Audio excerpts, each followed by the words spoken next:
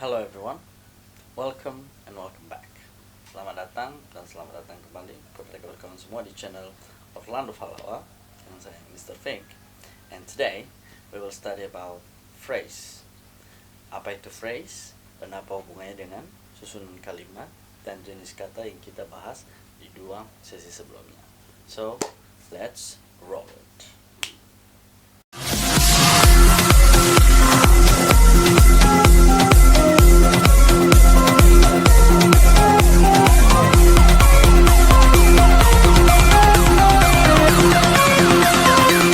Now, what is phrase? Apa itu phrase? Phrase di bahasa Indonesia diartikan sebagai frasa.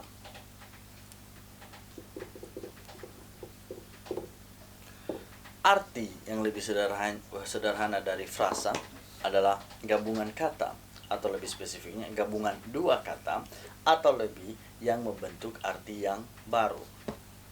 Itulah yang disebut dengan phrase. The first question, pertanyaan pertama, why do we need phrase? Kenapa kita membutuhkan frasa lagi? Bukankah kita sudah mengenal apa yang disebut dengan kata? I mean, it's difficult enough, artinya sudah cukup sulit mempelajari kata. Kenapa harus ada lagi frasa? Correct, but don't think it like that. Tapi jangan berpikir seperti itu. Kenapa? Bahwa frasa itu bukanlah sesuatu hal di bahasa yang dibuat-buat, but it's actually necessary. Tetapi sebenarnya itu adalah penting. Butuh. Kenapa kita katakan butuh? Itu karena di kata ada kata yang tidak memiliki arti yang cukup. Itu bisa dilengkapi dengan phrase atau yang disebut dengan frasa. The second reason why do we need phrase, di dua alasan kedua yang mungkin jauh lebih praktis, why do we need phrase? Ada ungkapan di bahasa Indonesia yang mengatakan bahwa tak ada rotan akar pun jadi.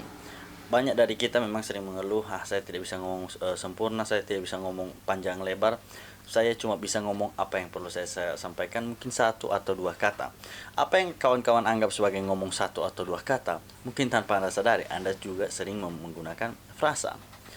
Oke. Now, kalau kawan-kawan ingat di sesi sebelumnya, kita sudah membahas yang disebut dengan noun, adjective, verb, and adverb.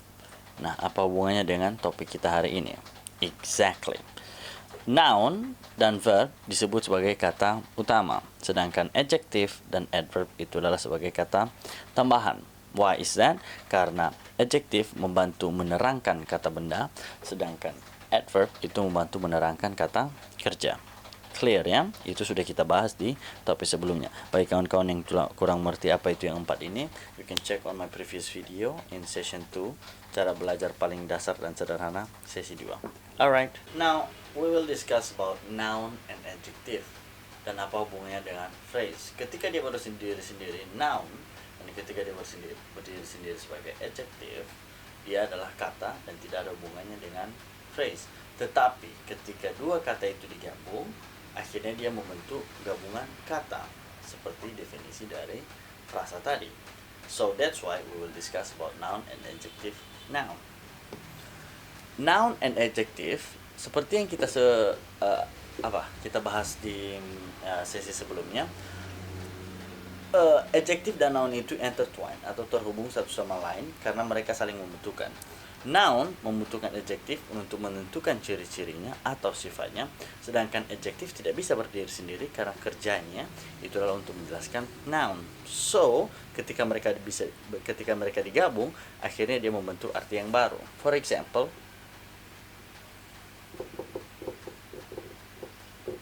building, bangunan sebagai noun, it's a word, itu adalah kata, satu kata. Tetapi ketika kita menentukan ciri-cirinya, big building, noun, ini adalah adjective. Akhirnya dia membentuk satu frasa atau gabungan dua kata. Big building, atau diartikan di bahasa Indonesia sebagai bangunan besar. Bangunan besar itu bangunan adalah kata benda, sedangkan besar adalah kata sifat. Now, Here is the thing, here's the trick. Beginilah triknya. Seperti yang kenapa saya buat dua langsung ini, one here and one here, itu sekaligus saya ingin menceritakan kepada kawan-kawan, saya ingin menjelaskan kepada kawan-kawan bahwa dia memiliki aturan dan susunan yang pasti di situ. Apa itu? Bahwa di dalam bahasa Indonesia itu aturannya ketika menggabung kata sifat dengan kata benda, kita duluankan kata benda baru ditambah dengan kata sifat. See? Sedangkan di bahasa Inggris dibalik. Diduluankan kata sifat, barulah disebutkan kata bendanya. In English, adjective plus noun. In Indonesian, noun plus adjective. Kalau di bahasa Inggris diduluankan kata sifat, barulah disebutkan kata bendanya. Sedangkan di bahasa Indonesia diduluankan kata bendanya baru diikuti dengan kata sifatnya. Itulah aturan penyusunan kata sifat dan kata benda di dalam bahasa Inggris yang membentuk frasa. Oke? Remember, adjective plus noun, contohnya big building, duluan dulu kata sifatnya baru kata bendanya. Sedangkan di bahasa Indonesia duluan dulu kata bendanya baru dijelaskan oleh kata sifatnya kemudian. Alright? That is a very important rule. Itu adalah aturan yang sangat-sangat penting. Kenapa saya bilang sangat-sangat penting? Banyak sekali yang baru mulai ngomong bahasa Inggris selalu menggunakan aturan ini. Kita dari Indonesia selalu menggunakan aturan ini karena kita sudah terbiasa. Itu sudah artinya sudah terpatri dalam pikiran kita bahwa ya udah kata benda dulu lah baru kita bilang kata sifat. Jadi tidak heran sebenarnya kalau Mr. Fix sering dengar orang ketika mengatakan, oh, building big. Dia mengatakan kata bendanya dulu baru dia mengatakan kata sifatnya. Why is that? Kenapa sebenarnya orang Indonesia sering salah di situ? Bukan salah, tetapi karena sudah terpatri di pikiran kita kata benda dulu baru disusul oleh kata sifat. Itu tanpa kita sadari kita menggunakan aturan bahasa Indonesia. But remember one thing, ketika kita mau mempelajari bahasa yang lain, kita harus beradaptasi tentang aturan atau cara dari bahasa itu sendiri. Sama seperti orang bule ketika mau belajar bahasa Indonesia, dia ikuti aturan kita. Right? Seperti itu. Nah, kalau orang bule ngomong bahasa Indonesia baru belajar bahasa Indonesia, sama seperti kesalahan yang kita buat. For example, building big, yang harusnya big building, maka dia bakalan bilang, oh, besar bangunannya. Besar bangunan. Why? Ya karena dia aturannya dia kenal aturan kata sifat duluan baru kata benda. Sedangkan kita mengenal kata benda dulu baru diikuti oleh kata sifat. That is the point. Okay, good one. Kita coba cari contoh yang lain. Let's call street. Okay, kita ambil jalan. Jalan sebagai kata bendanya, sedangkan kita cari sifatnya sebagai jalan ramai.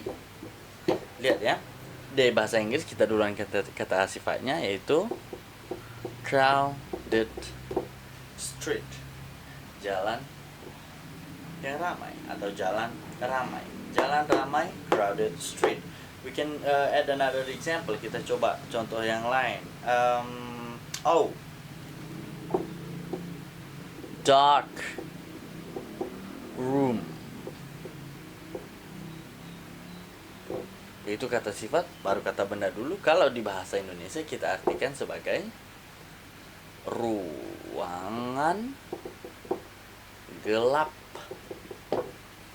Ya, I give you this example. Saya kasih contoh-contoh seperti ini. Saya tulis bahasa Inggrisnya baru bahasa Indonesianya, atau bahasa Indonesia dulu baru bahasa Inggrisnya, supaya kawan-kawan tahu, oh, bahasa Inggris kata sifat baru kata benda, bahasa Indonesia kata benda baru kata sifat. One more example I will give you.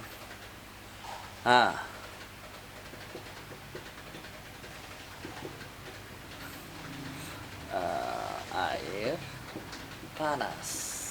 Nah, air panas is kata benda, panas is kata sifatnya. Di bahasa Inggris kita artikan sebagai kata sifat dulu baru kata benda. Hot water. Kalau orang Amerika bilang, kalau orang Inggris bilang hot water. Like that one.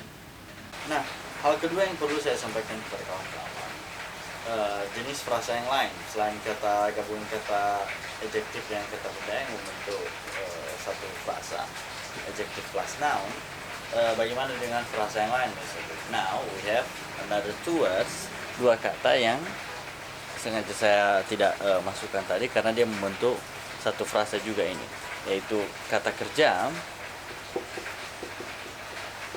plus kata keterangan. Now, not like adjective plus noun, tidak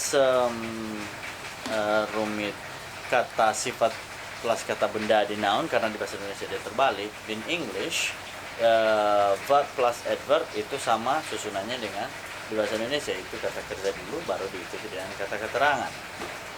Only, hanya di artinya ada sedikit berbeda.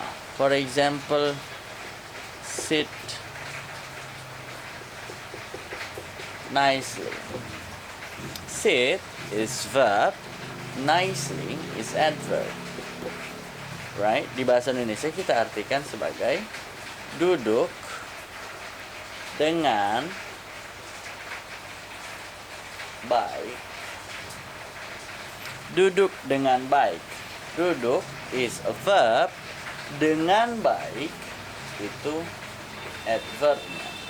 Nah, jadi itu tidak sulit ya. Masalahnya sekarang adalah untuk sedikit tambahan informasi. Ketika kita menambahkan ly, ini tambahan penjelasan tentang adverb kemarin itu, dia diartikan dengan ditambahkan dia dari kata sifatnya baik, ditambahkan dengan baik atau secara baik. Jadi kenapa ada ditambahkan dia dengan atau secara, supaya dia bisa dibedakan dengan kata sifat. Kalau dia dibilang duduk baik, berarti dia adalah kata sifat, tetapi ketika ada dengan baik dia menjadi kata keterangan. Secara baik menjadi kata keterangan. That is my very little addition. Itu tambahan yang sangat sedikit sekali tentang adverb. Jadi tidak susah ya soal masalah gabungan kata frasa. Itu ada frasa ini, phrase number 2, dan tadi frasa yang pertama tadi phrase number 1. Phrase number 1 we have adjective plus noun, itu di bahasa Indonesianya yaitu kata sifat dulu.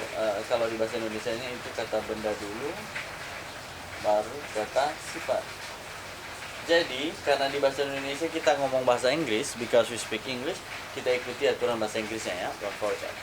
Ketika kita ngomong bahasa Indonesia baru kita ikutilah kata benda plus kata sifat. Tapi kalau di bahasa Inggris kita ikuti kata sifat dulu ditambah kata benda. Kalau di bahasa Inggris, kalau di kata kerja plus kata keterangan itu tidak susah karena dia ada verb plus adverb. Bahasa Indonesia ini juga adalah kata kerja tambah kata keterangan. Oke, very simple. Ada tambahan satu lagi tentang gabungan kata atau frasa. Seperti yang saya sampaikan kepada kawan-kawan sebelumnya, bahwa kita akan coba hal-hal yang jauh lebih sederhana supaya tidak bingung. We can, but we can talk about it in the future. Jadi kita cari cara yang gampang-gampangnya aja dulu. Jadi setelah kita bahas dua jenis frasa tadi, yaitu yang pertama adalah frasa phrase 1, adjective plus noun. Kalau di bahasa Indonesia dia menjadi kata benda dan kata sifat, ingat dia posisinya terbalik dari bahasa Indonesia ke bahasa Inggris dan sebaliknya. While in English, while for verb and adverb in English itu sama, dia ketika dia diartikan bahasa Indonesia kata kerja dulu baru diikuti dengan kata keterangan, dengan catatan tadi ada yang ditambahkan di kata keterangan dan kata keterangannya dengan kata sifat, dengan bla bla bla, secara bla bla bla. Tadi sudah saya jelaskan. Now saya pengen menambahkan satu frasa lagi.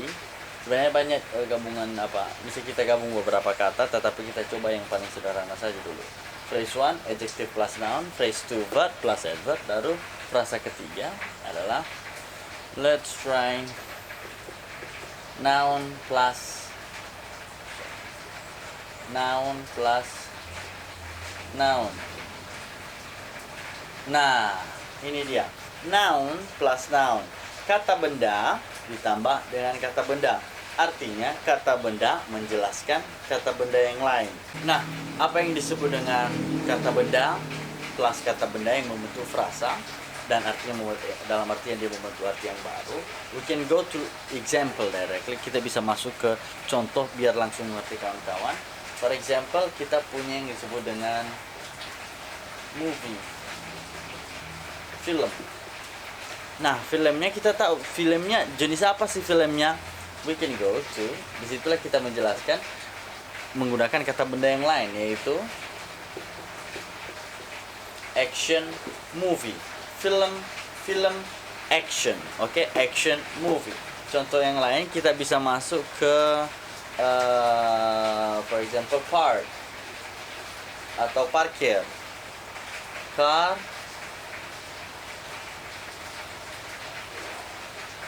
park, oke. Now bisa juga yang mungkin lebih sering bakalan kawan-kawan temu atau bakal kawan-kawan sering pakai nanti itu ketika kita harus menggabung sebuah jenis dengan sebuah nama. For example, this one, namanya adalah this is a tree. Ini adalah sebuah pohon. Tapi kita tidak tahu pohon apa itu. So we can go to coconut tree.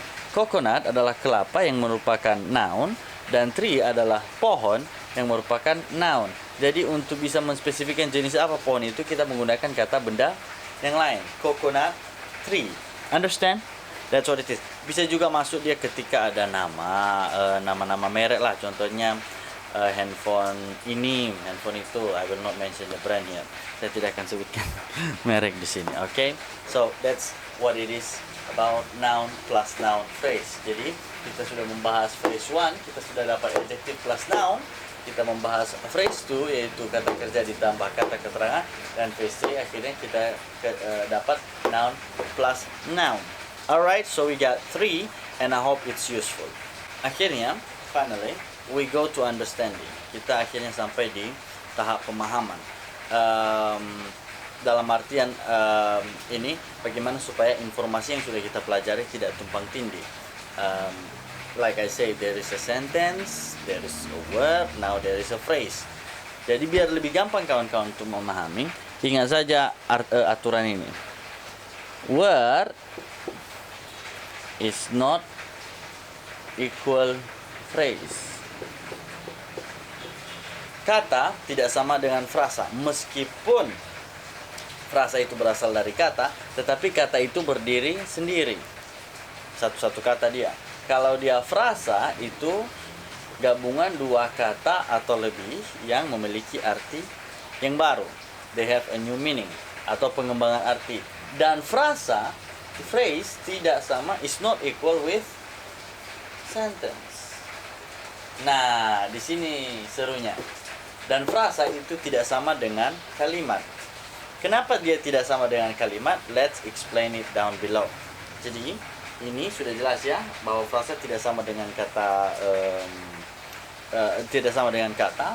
dan frasa tidak sama dengan kalimat. So this one is clear enough karena dia hanya satu kata, makanya dia dibilang kata. Sedangkan frasa itu gabungan dua kata lebih. Tapi yang paling pentingnya sekarang adalah frasa sama sentence. Let's test it. Kita coba tes saja ya. Aturan dari sentence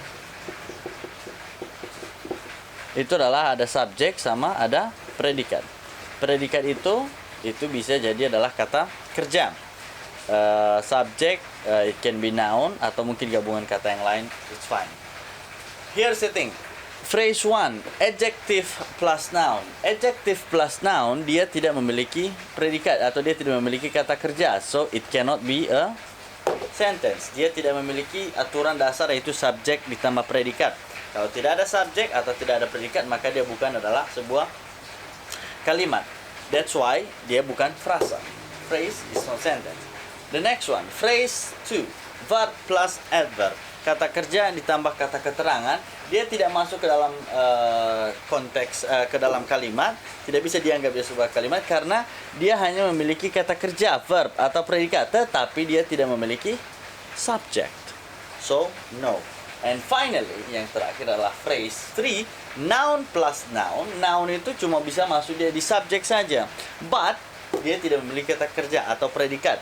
Dan susunannya subjek plus predikat tidak tersusun sama sekali. So, there is no sentence in the phrase. in noun plus noun, no sentence verb plus adverb, and no sentence adjective plus noun.